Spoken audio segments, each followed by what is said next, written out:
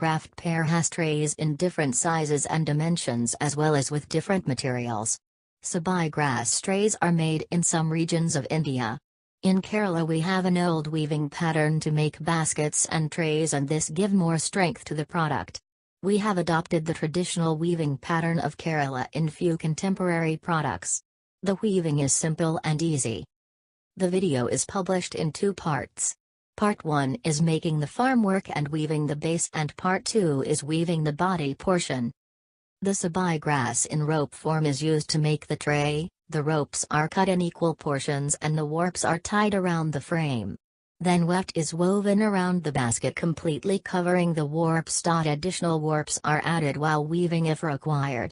The weaver should take care of uniform strength in each layer, and the weaving should be free of any gaps.